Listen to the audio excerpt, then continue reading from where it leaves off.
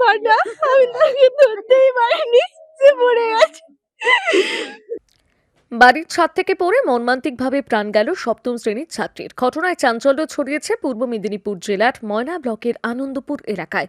জানা গিয়েছে নিহত ছাত্রীর নাম দিয়া জানা। বুধবার বিকেলে বাড়ির ছাদে বৌদির সাথে চুরিতে জোরে বসানোর কাজ করছিল। সেই সময় দিদি ওপরে গিয়ে দিদার সাথে কথা বলতে বলতে হঠাৎ পা পিছলে ছাদ থেকে নিচে পড়ে যায় দিয়া। ঘটনার পর বাড়ির লোকজন এবং প্রতিবেশীরা উদ্ধার করে ময়না হাসপাতালে নিয়ে গেলে চিকিৎসকেরা তাকে নিহত বলে ঘোষণা করেন।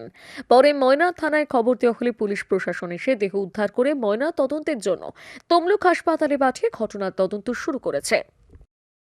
সেদিন বৌদি আর আমার বোন ওখানে চুরি পড়াচ্ছিল। তারপর আমি টিউশন থেকে 4টা, 4:30টার দিকে এসেছি। এসে বলি, মা বোন কোথায়? বলে যে চুরি পড়ার। আমি ওখানে যাই, তারপরে এমনি কথা বলছিল, বলতে বলতে উঠে দাঁড়িয়েছে। তারপর পরীক্ষার কথা বলতে বলতে পা পিছাতে মানে পড়ে গেছে। আমি পিছাতে না বলিনি, জাস্ট এতটা দূরে ছিল, আমি ধরতে পারিনি বোনকে। বোন পড়ে গেছে, আমি আমি ধরতে পারিনি, এইটাই আমি ধরতে পারিনি আমার বোন। এই যে এতটা দূরে ছিল তার পাটা, আমি তাকে ধরতেই পারিনি, সে পড়ে গেছে। যে মারা গেছে তার ভালো নাম দিয়া, তাকে এখানে সোনু বলে ডাকে। আচ্ছা আচ্ছা। এবারে আমি আর সোনু মানে প্রথম থেকে ছিলাম, তারপরে ও গেছে, ও বসে আছে, সোনু দাঁড়িয়ে গেছে, দাঁড়িয়ে বলছে ও ওদের মানে স্কুলের রেজাল্ট নিয়ে কথা বলছিল, কার বলতে সাথে? আমাদের দুজনকে বলছিল। আচ্ছা আচ্ছা।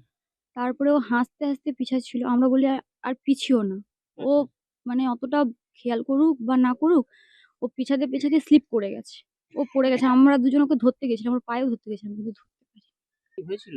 না। রিলসে কিছুই নয়, ও হাসতে হাসতে মানে আমাদেরকে ওই স্কুলের রেজাল্টের কথা বলছিল, হ্যাঁ। বলতে বলতে হাসতে হাসতে পেছাচ্ছিল, তখনই পা স্লিপ করে পড়ে গেছে। তারপরে আপনারা কি করলেন? আমরা ধরতে গেছিলাম, ধরতে পারিনি। তারপর ও পড়ে যাওয়ার আওয়াজ শুনে আমাদের মারা নিচে ছিল, গেছিল, আমি আর ও উপর থেকে ছুটে আসছি। তারপরে আমি ব্লাড দেখার পরে আমি সেন্সলেস হয়ে যাই। তারপরে আমি আর কিছু, ওর ভালো নাম দিয়া জানা, আচ্ছা, কোন ক্লাসে পড়ে? ক্লাস 7। এই বছর বোধহয় না, না, ঘটনার সময় আমি ছিলাম না। তারপরে? আমি খবর পেয়ে এই মানে কি ঘটনাটা ঘটলো জেনে তারপরে হসপিটালে যাই। হসপিটালে আমি যখন যাই তার আগেই তো রেজাল্ট হয়ে গেছে যে ডেড করে গেছে।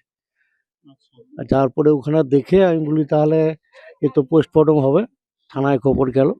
থানা থেকে গাড়ি যখন যায় তখন আমি হসপিটালে ছিলাম। আচ্ছা। তারপরে ওখানে গাড়িতে যখন তুলে নিল আবার চলে এলাম, আমার একটু কাজকর্ম থাকে আর কি। আমার নাম পল্টু সামন্ত, বাড়ি আনন্দপুর।